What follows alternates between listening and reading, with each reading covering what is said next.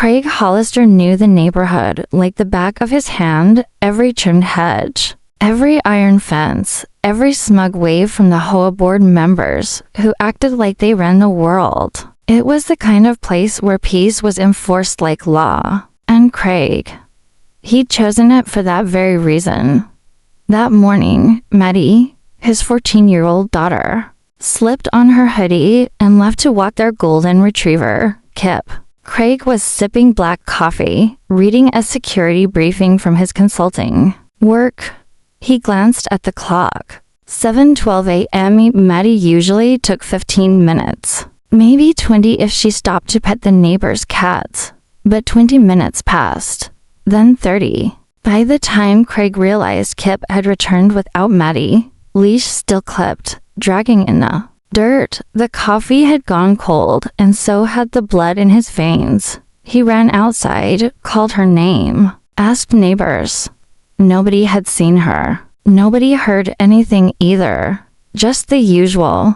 A lawnmower down the street, sprinklers ticking, birds chirping. And yet Maddie was gone. Craig called the police. They arrived, slow and skeptical. No sign of struggle. No witnesses, no footage. From the neighborhood security system, the HOA's top-tier surveillance had mysteriously glitched during the exact 18-minute window. Maddie disappeared. The detective said it was likely a runaway case. Teen girls do that. He muttered. Craig didn't buy it. Maddie had left her phone, wallet, even the charm bracelet she never took off. She didn't run. She was taken. But by whom? And why was the HOA board so eager to move on? Craig demanded access to the neighborhood records, gate logs, HOA footage. The president, Henry Falk, refused. "You're causing a disturbance," Falk said, adjusting his cufflinks with that smug HOA sneer. "Let the police handle it." Craig saw it then, a flicker. Not just indifference. Nervousness. Falk wasn't just being dismissive. He was hiding something. The next morning, Craig started knocking on doors. One neighbor offered security cam footage. Another said she'd seen a black SUV circling twice that morning, tinted windows, unfamiliar plates. Then came the break. At exactly 7:16 a.m., Maddie passed by Lot 17, the house owned by Todd Drell, a reclusive man with no family, no job anyone could confirm, and a reputation for watching too closely. From behind the blinds, Craig paused the frame. Maddie glanced toward the Drell house. Then the video cut to static. The system restarted 23 minutes later. Something wasn't right. And whatever it was, it started and ended at Lot 17. Now Craig wasn't just a worried father. He was a man with a target. And behind that target, a gate, a neighborhood, a system designed to keep secrets buried. But not this time. Don't look away now. What Craig uncovers next will unravel the neighborhood and expose a truth so twisted. Even the police weren't ready to face it. Craig didn't sleep that night. He sat in his truck across from Lot 17 with nothing but his old binoculars, a thermos of bitter coffee, and the weight of too many questions. The Drell house looked empty. Lights off, shades drawn. Not a single movement. But something about the silence felt staged, like a predator holding its breath. At 2:42 a.m., a single bulb flicked on behind the basement window. It stayed lit for 7 minutes, then darkness again. Craig's pulse kicked up. That house was supposed to be vacant. Todd Drell had told the HOA he was traveling for business, some vague overseas contract. But the window light said otherwise. Craig dug deeper. By morning, he had pulled the plat maps, zoning records, and public blueprints of the neighborhood, documents the HOA never expected anyone to read. What he found was strange. Lot 17 had been built on a reinforced foundation, unusually deep for a suburban home. It was one of only 3 homes in the entire neighborhood that featured a sealed storm shelter. beneath the main structure. But here's the kicker. Permits showed a second access tunnel, added after initial construction. A tunnel no one had mentioned, buried, concrete reinforced, and unlisted. Craig marched to the HOA office, demanding answers. Fox stood in the doorway, blocking entry with arms folded. "We've tolerated your paranoia long enough," Fox snapped. "You're scaring the community. Let the authorities do their job." Craig leaned in, voice low but lethal. "You're hiding something. You and that snake in lot 17. Fox didn't flinch. "You're done here, Mr. Hollister. This is your final warning." That was the moment Craig knew. They weren't just stonewalling him to avoid liability. They were protecting someone. That evening, Craig returned to lot 17, this time on foot. Moving through the shadows like he did overseas, he wasn't just a grieving father now. He was an operator again. He slipped behind the tool shed at the property's edge and waited. No motion. No dogs. No lights. Then, the sound, a faint mechanical click beneath his feet. Not metal, electrical. A pressure trigger. Maybe, or a concealed hatch. He knelt, brushed away the dead leaves, and found a square outline, almost invisible, in the dirt. A reinforced access panel, and next to it, a small plastic tag poking out of the soil. Bright pink. Faded from the weathered dot, it was Maddie's. Craig felt his breath catch. For a moment, he forgot how to move. She had been right there, before he could pry the hatch open. A voice called out, sharp and cold. "Hands where I can see them." It wasn't a cop. It wasn't Todd. It was HOA security. Two men stepped into view, flashlights raised, fingers hovering near their hip holsters. Private contractors, hired by Fox Board. Private property, one of them said. "You're trespassing." Craig didn't argue. Not yet. He backed away, eyes locked on the hatch, memorizing every detail. But the moment he got home, he started planning his next move. Because now he had proof. Maddie had been there. The HOA wasn't just incompetent. They were actively defending something evil. They told him he was paranoid, that he was making things worse. But the truth was clawing to the surface, and Craig was about to rip the whole lie open. Stay with this story, because what's underneath lot 17 isn't just a shelter. It's a prison, and someone's going to pay for locking a little girl inside it. Craig didn't return to lot 17 the next night. He waited. Watched. Let the neighborhood feel quiet again. Because real hunters know the second visit is when the trap closes. He spent the day setting up, back-channeling old military contacts, pulling drone surveillance footage, renting ground-penetrating radar from a geological services vendor who owed him a favor. The plan wasn't to catch Todd Drell anymore. It was to map the nightmare beneath his house. By dusk, Craig had a full topographical scan. The software rendered a twisted outline beneath lot 17, 3 chambers, a concrete corridor, and a second chamber nearly 25 feet below ground level. No basement should have been that deep, and it was reinforced with a steel mesh shell. Someone had built it to be invisible and escape-proof. There was only one reason to do that: containment. At 3:12 a.m., Craig crept through the brush behind lot 17 again. This time, he wasn't alone. He brought back up Jake Bell, a former combat engineer who owed Craig his life. Together, they uncovered the hatch again. Still locked, still humming with faint power. Jake placed his ear against it, nodded once. "There's current running through. Tripwire or sensor plate. If we force it, they'll know." Craig finished. But that wasn't the only way in. Craig remembered the old plat map, a secondary tunnel, not shown in the HOAS records, likely intended as an escape route or maintenance corridor.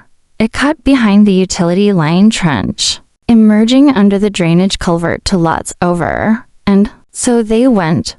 Two ex-military dads crawling through the wet stink of mud and roots and shadow, chasing a faint hope that a girl, Craig's girl, was still alive. The tunnel smelled of mold and old bleach. The steel air vents hummed faintly, indicating a live airflow system.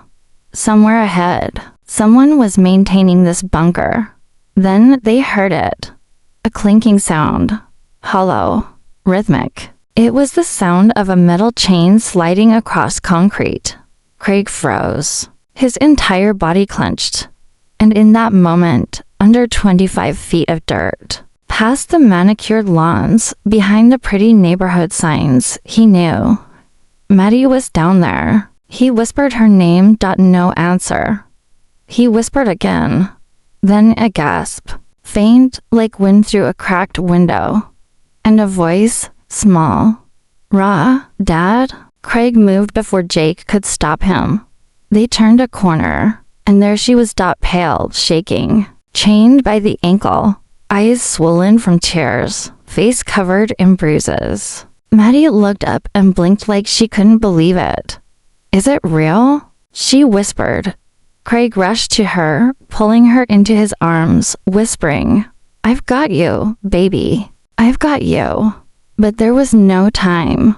The lights in the bunker flickered on. Footsteps pounded the steel corridor. Jake raised his tool bag. It wasn't just for engineering. It held a homemade flashbang. He yanked the pin, tossed it behind them, and yelled, Go. Craig scooped Maddie up and ran. The hallway screamed with light and noise as the flashbang detonated. For a second, the bunker shook as they crawled back through the tunnel, Jake covering their retreat. Craig heard a voice yelling in the dark. You're making a mistake, Craig. It was Todd Drell. But Craig didn't stop. He climbed, Maddie, clutching his chest, until the night air hit his face again. She was out. She was safe. But Craig wasn't satisfied, because this wasn't just about rescue anymore. It was revenge. You thought this was the end?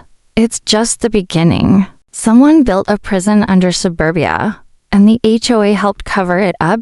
Keep watching, because Craig's going to tear the whole system apart, brick by brick. Craig didn't speak when the ambulance arrived. He didn't have to. The medics took one look at Maddie's condition, sunken cheeks, bruises, raw wrists, and knew this was no case of a runaway found. This was survival. Neighbors stared through curtains, hushed and wide-eyed as red and blue lights painted the pristine lawns of the community. But behind their shocked faces, Craig saw it, guilt, or maybe fear, because someone, somewhere, knew. Maybe more than one. At the hospital, Maddie barely spoke. The doctors said it would take time. Craig didn't cry, didn't scream. He just sat in that chair beside her and stared at the wall. But inside, a storm was brewing. By the next morning, Todd Drell had vanished. He wasn't in his house. Not at a hotel. Not in custody. The HOA said they had no record of his emergency contact or lease agreements. Even though he'd lived there for over 5 years. It was a lie. And Craig had had enough of lies. He stormed into the HOA meeting that afternoon, ignoring the stammered objections from Henry Falk. The board members sat in a semicircle, neat and proper, until Craig slammed a folder onto the table. Inside, high-resolution photos. The tunnel, the chains, the unregistered shelter. I found my daughter 25 feet underground, Craig said, voice cold and hard. Starved, beaten, chained. And you all knew something was wrong. Fox scoffed. We had no idea what that man was doing. We're not law enforcement. No, Craig said, leaning in. You're worse. You had power. You chose not to act. One board member stood and walked out. Another looked away. Craig dropped the final bomb. a printed email recovered from the HOA's internal system, dated 6 months ago, sent from Todd to Falk. Installed new modifications to the lower structure. Noise insulation is excellent. Thank you for helping me stay off the radar. Silence. Then Fox spoke. This is outrageous. That email's fake. You have no idea who you're dealing with, Mr. Hollister. Craig stared him down. Neither. Do you? He left the meeting and called the press. That evening, local news ran the headline. Father rescues daughter from underground cell. Alleges HOA conspiracy in suburban nightmare. It exploded online. Craig knew what he was doing. If the law was slow, the public would be fast. By morning, reporters swarmed the gates. Cameras rolled. Residents whispered.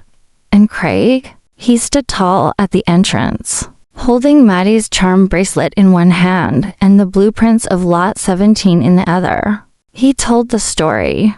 All of it. How HOA security tried to stop him. How Falk denied access to records. How Todd's entire presence in the neighborhood was a fabricated identity, protected by red tape and HOA privilege. And how the system they created had enabled a monster. The fallout was immediate. Henry Falk issued a trembling statement denying all knowledge, but reporters dug deeper. Property transfers, deleted complaints, surveillance glitches. It all pointed to one thing. The HOA had covered for Todd. Whether by ignorance, laziness, or deliberate concealment, it didn't matter now. The world knew. And if you're watching this, you know too. Don't scroll. Don't forget. Because what Craig just uncovered happens more often than you think. The suburbs hide things, and sometimes the people elected to protect your family are the very ones shielding the predator. And Craig, he's not done yet.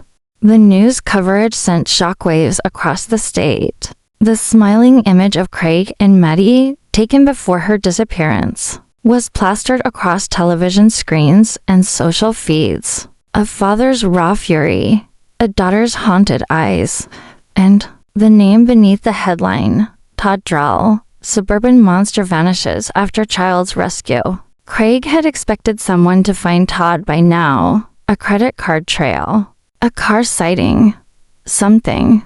But 3 days passed, then 5, nothing. Law enforcement was slow and fragmented, jurisdictional tug-of-war between city police, county sheriffs, and federal agencies. Meanwhile, Craig knew one truth above all: monsters don't run without help.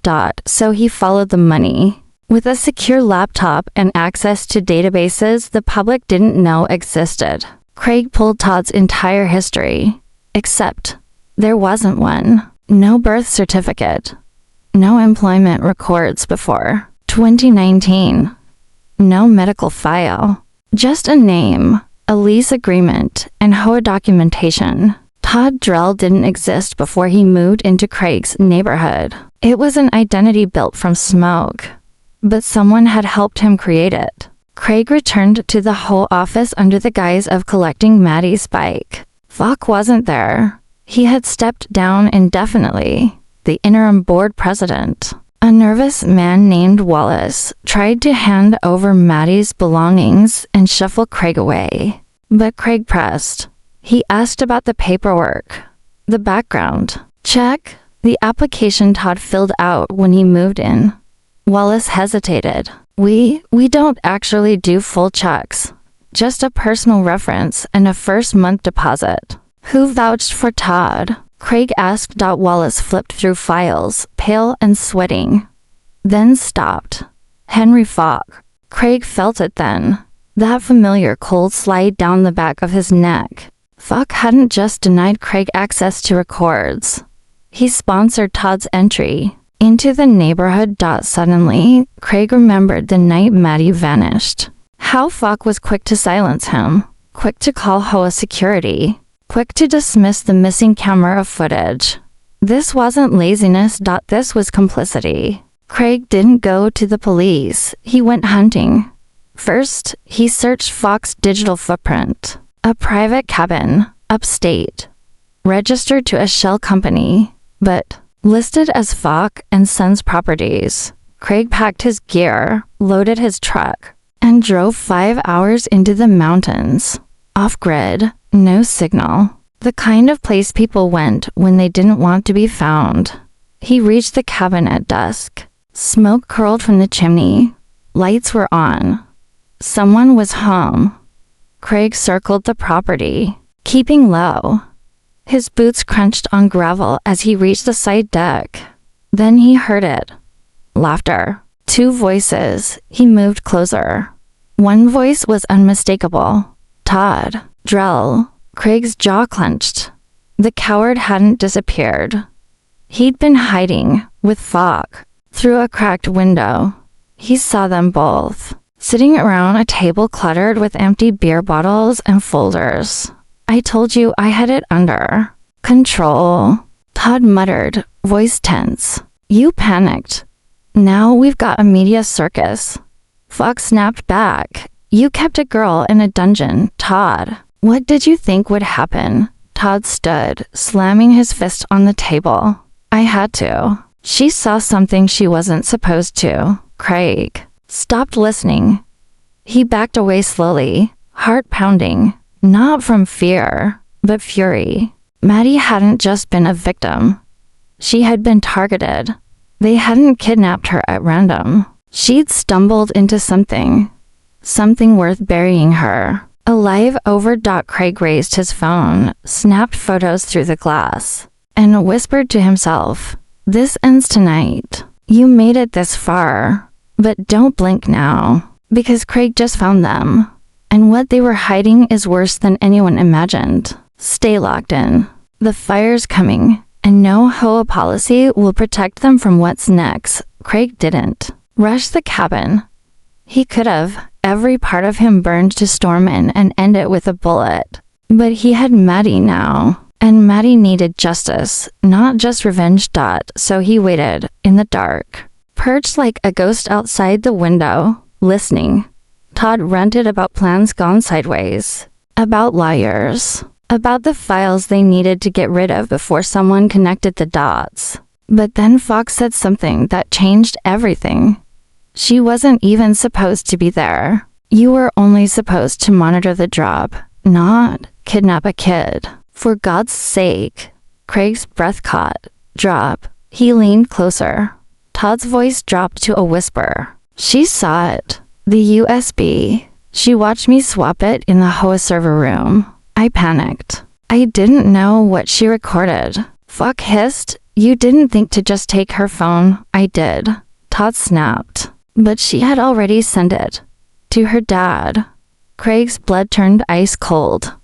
That morning, 210 days ago, he remembered Maddie asking him a weird question. Over breakfast, Dad, why would someone plug something into the HOA server box by the pool house? He hadn't thought much of it at the time. Just a curious teen. She had filmed it and sent the clip to him, a fuzzy 5-second video. He'd never watched it. Craig pulled out his phone, trembling now, and scrolled back through thousands of texts until he found it. A message from Maddie, sent minutes before she disappeared. Weird guy with hoodie messing with the server box. Recognize him? He opened the video. There it was. A tall man with a ball cap and gloves inserting a USB stick into the server. The camera panned up, and though blurry, unmistakably, it was Todd Drell. He had been planting something, not just spying, uploading. Malware, surveillance, something deeper.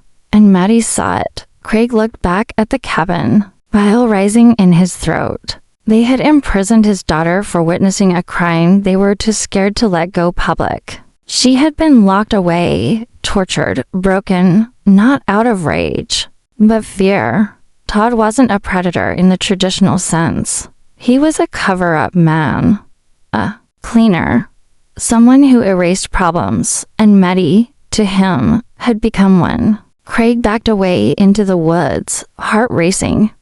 He called a number only 5 people in the world had. The man on the other end picked up immediately. Trench light. Craig. Spoke one word. Reactivate. Understood. By the next morning, the cabin was gone. Not burned. Not broken. Wiped out, no signs. No occupants. No trace. Just scorched earth and silence where Todd and Falk had been. The authorities claimed it was arson. Faulty propane line. Nobody looked further. Craig didn't speak to reporters that week. He didn't post updates. He just sat beside Maddie's hospital bed, holding her hand while she slept. But the video, that video Maddie had taken, it found its way into the inboxes of 3 reporters, 2 federal prosecutors, and an ex-NSA analyst with a knack for decoding embedded signals. The USB wasn't for spying. It was a data breach designed to reroute thousands of homeowners' private information, bank data, passwords, digital blueprints, everything collected by the HOA's smart neighborhood system, piped into a hidden third-party cloud server. And Falk, he wasn't just complicit. He was the architect. Now you know why they buried her, why they tried to silence Craig. But they made one mistake. They underestimated a father and forgot what happens when truth survives the dark. Keep watching, because in part 7, Craig strikes back, not with fists, but with exposure. That will bring the entire system crashing down. The press didn't get the full story. Not yet. What they knew was this: a man had locked a teenage girl in an underground room, and HOA board had looked the other way. There were hints of digital manipulation, but nothing concrete. Nothing that could shake the bones of the system that protected people like Falk. Craig was about to change that. It started with the drop. A flash drive delivered anonymously to Channel 9, containing the decrypted data from the USB Todd had planted in a HOA server box. It held over 1.2 terabytes of stolen homeowner records. Everything from gate entry logs to private emails, security camera feeds, even sensed conversations from smart home assistants. The Smart Neighborhood Initiative, once sold as a way to make life easier, had been repurposed into a surveillance network, one that Falk and his associates used to control, blackmail, and monitor the residents. The footage aired nationwide. And the internet exploded. Social media caught fire. Thousands of people who lived in similar HOA letters began demanding transparency. Class action lawsuits filed. Residents wondered if they had been watched, if their children had been cataloged, their lives digitized and sold off. And in the center of the storm stood Craig Hollister, a father with nothing left to lose. He stepped in front of cameras just once. The interview was unplanned. A reporter cornered him as he exited the courthouse. He looked tired, hollow, still healing. But when she asked what he wanted, he didn't blink. Truth, he said, and for people like Falk to be dragged into the sunlight. When asked what he would say to Falk if given the chance, Craig didn't hesitate. I'd thank him for showing me exactly how far the rot goes.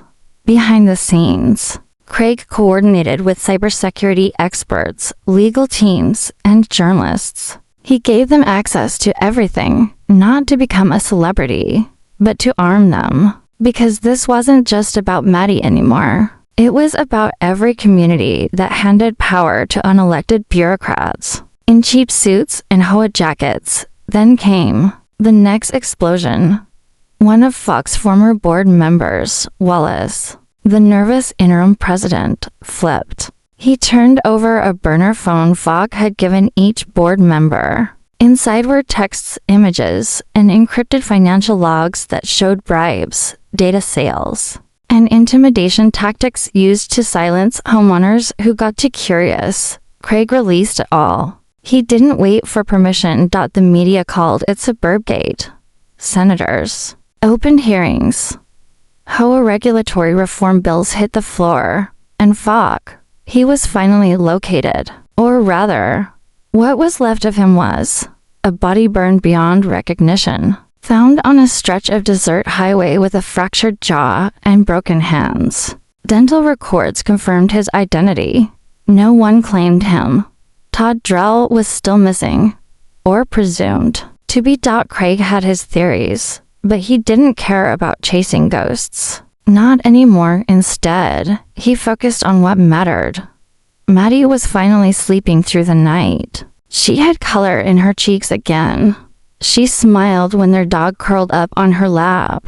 And one evening, she looked up at Craig and whispered, "You believed me even when nobody else did." He nodded. Always. But the story's not over, because in part 8, the final chapter, Craig makes one last move. One that ensures no board, no predator, no puppet master ever forgets what happens when you cage a child and expect a father not to break the lock.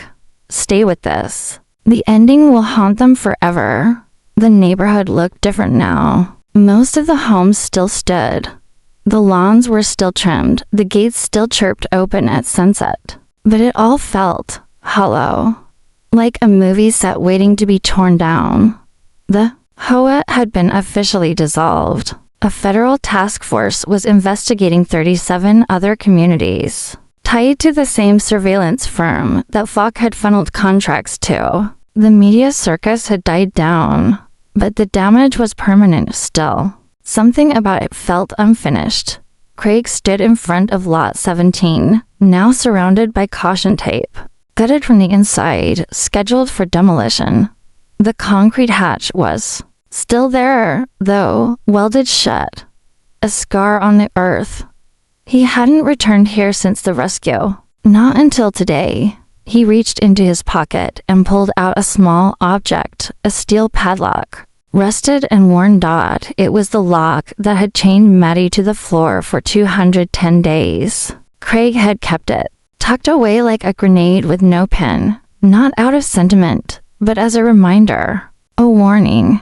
He knelt beside the hatch and placed it gently on the steel, then set down something else, a laminated photograph. It showed Maddie, smiling, free, with a new scar on her wrist, one she never tried to hide. He stood back and looked around at the rows of perfect houses, the motionless American flags, the whole mailbox still half tilted from the day the FBI raided the board's office. This place had looked like control, but control was just a disguise, a curtain hiding rot, and now it was gone. Craig didn't need to speak to the cameras anymore. He didn't need revenge. He had something better, memory, and he made sure certain people would never forget.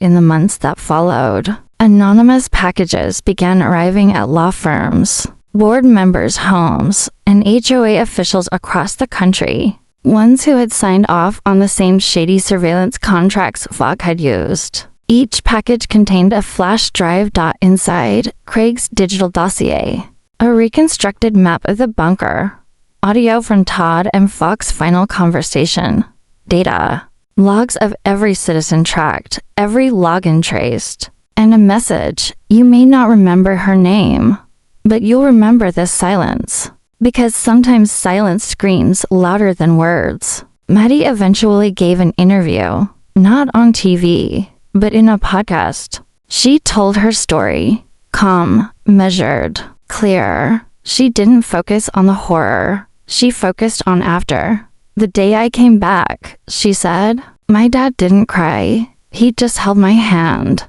And that's when I knew I hadn't been lost. I'd been hunted. But I wasn't prey. Not anymore. Craig heard the interview from his new porch, 5 acres out in the hills, miles from any gate, board, or regulation. The dog barked. Maddie laughed. And for once, the sound didn't carry fear. She was healing. And Craig. He was watching, waiting, just in case anyone ever tried again. And deep in a prison cell somewhere, Todd Drell watched too. No one knew how he'd been found. No arrest record. no trial. Just placement. An unmarked prisoner in a black site facility Craig had once helped build. His cell had no windows, just cold walls. And once a month, like clockwork, a photo arrived. Always the same one. Maddie, standing in sunlight. Free. And taped to the back of each photo. That old, rusted padlock. If you made it here, you've seen what they tried to keep buried. Don't let them hide again. Share this story, because somewhere, in a different neighborhood, another child is watching, and someone like Craig is about to make his move. This wasn't just about an HOA. It was about the illusion of control, and what happens when the wrong man thinks he can cage someone else's world. He'll never forget what happened next, neither should you.